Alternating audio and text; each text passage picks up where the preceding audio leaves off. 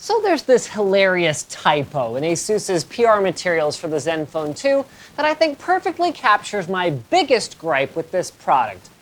I'm sorry, available for purchase when?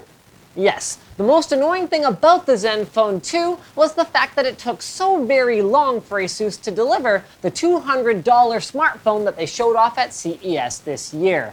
But is the delay a big deal? Has the competitive landscape really changed so much in 3 months that it's significantly less market shaking? I guess we'll find out. Strap in, folks.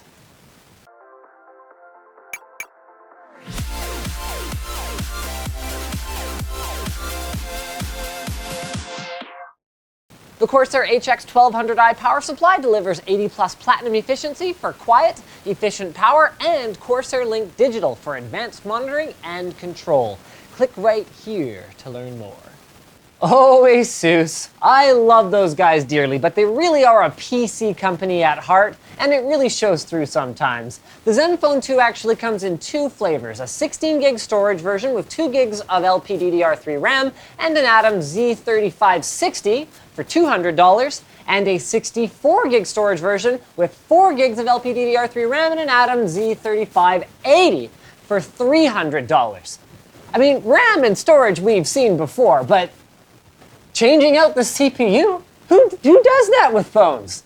Anyway, other than those core speeds and feeds, both models of the phone are the same. Starting at the front, we've got a 5-megapixel selfie camera, a 5.5-inch 1080p IPS display covered in Gorilla Glass 3, fixed off-screen buttons above a circular finished metal chin, then around the bottom, a micro USB port and microphone. On the sides, a whole lot of nothing. At the top, a second mic for noise cancellation, a 3.5mm audio jack, and the quite disappointing lock button. The position makes it kind of hard to press without really mushing the phone into your finger, and the tactile response is marshmallow-like, to put it kindly.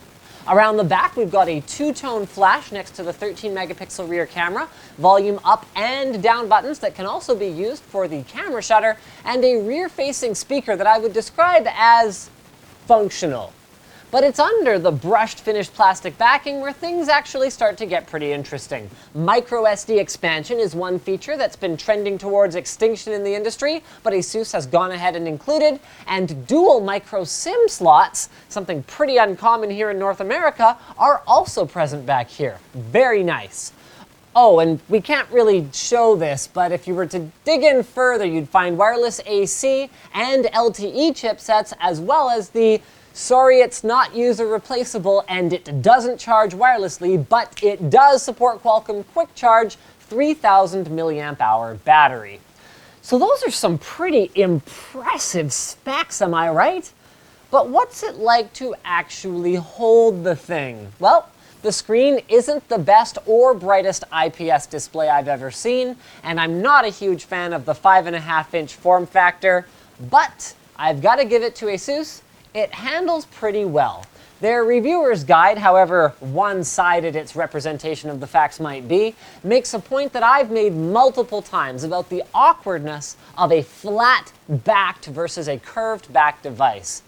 And other than that, physically, wow, I guess there's really not much to say. It's a PHONE phone, depending on who it is you ask. So let's talk the make or break of any Android device. The Android 5 Lollipop-based Zen UI skin. And this is going to be a tough one here, folks, because Zen UI does some things very right and some things very wrong and some in between. So let's start with the former. Responsiveness is solid, although it should be, given that the Zenfone 2's Atom CPU performs similarly to a Snapdragon 801, according to this Tom's article. Quick settings are customizable and available for pretty much any phone setting you could possibly want. And on the subject of settings, there is some fan-diddly-tastic stuff buried in the settings menu. Separate user profiles, including a kid mode that allows time limits and locks down certain apps. Some super smart do not disturb settings, like ignoring a call from someone the first time, then accepting it the second, since it's presumably urgent. Automatic phone call recording, although you'll want to check on the legality of this in your area before activating it. The Auto Start Manager that lets you force apps to wait for your permission to launch and do anything in the background. Customizable gestures like double tap to wake and sleep. and double volume tap to wake to camera, and even the ability to tweak the saturation and color temperature of your display or save your screenshots as a PNG instead of a JPEG. I mean, who even thinks of that? But for every yin there is a yang, for every up there is a down, and for all the positive things I found about Zen UI, there were definitely some others that irked me. First up, in real talk time, ASUS, what is up with the incredible number of pre-installed apps? I mean, some of them, like Flashlight, I guess we need, but everyone else just does this through the quick toggle directly, so I don't get why it needs to launch an app on the Zenfone 2. And some of these things are just inexcusable. What the chuffing hell is Zen Circle? Are you a social network company now, ASUS? Why is the fact that it comes with trend micro nonsense on it considered a selling point in the reviewer's guide? Even Samsung has finally figured this out. If a feature is useless to 99% of your users, make it an optional download. Don't pack your device full of junk that nobody cares about. Which leads to complaint number 2, the overall polish. The ASUS launcher wasn't configured with notification access by default, causing my lock screen to never display my new alerts. The app that lets you use your phone on the desktop, actually super handy, very cool, but also kind of janky. The phone actually locked up outright twice on me during the time I was using it, including a startling full power off while I was writing an email with 15% battery showing on the meter, and then when I went to turn it back on, it told me the battery was dead. And on the subject of battery life, I've confirmed with ASUS that I'm running the latest firmware, but I haven't been able to get past 8 p.m. without topping up the battery. Now, in their defense, I am a bit of a power user. All the radio's on all the time is my policy. I got like smartwatches and stuff, but with a 3,000 milliamp hour battery capacity, I should be easily making it through the day. So I suspect software.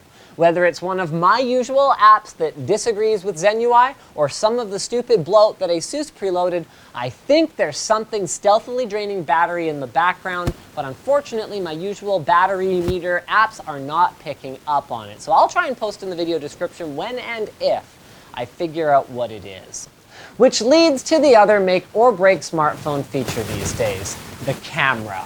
I'm torn on this one too. On the one hand, the manual mode is great for camera geeks, and using the super resolution like multi-exposure merging mode and the low light 4 pixels acting as one for higher sensitivity modes result in some shockingly good photos, albeit with a higher processing time cost and or a lower resolution cost in both ideally lit and poorly lit situations.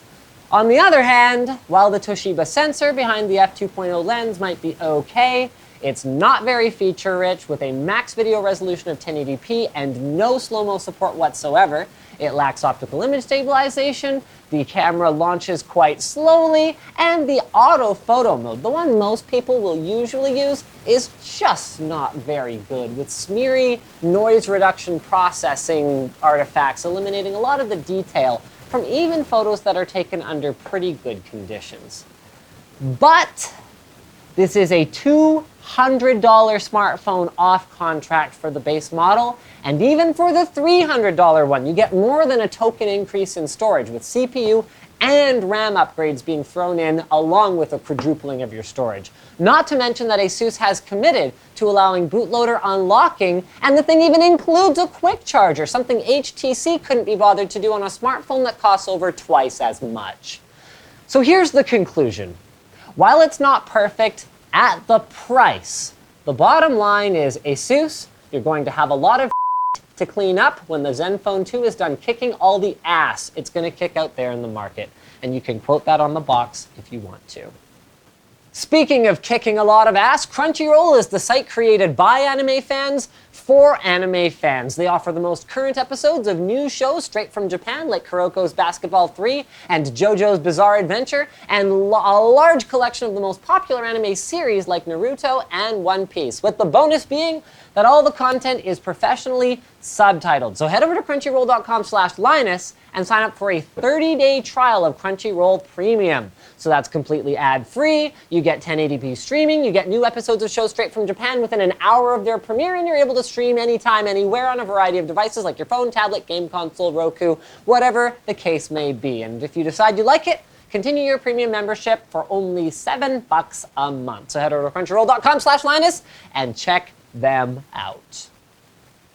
So I think that pretty much wraps it up. Guys, like this video if you liked it, dislike it if you thought it sucked, leave a comment if your feelings are more complicated than this, preferably on our forum, which is linked in the video description, also linked in the video description, a place to buy a cool t-shirt like this one, a place to give us a monthly contribution, and a place to change your Amazon bookmarked one with our affiliate codes. Whenever you buy phones or watches or whatever it is you buy on Amazon, we get a small kickback. That helps us out a lot.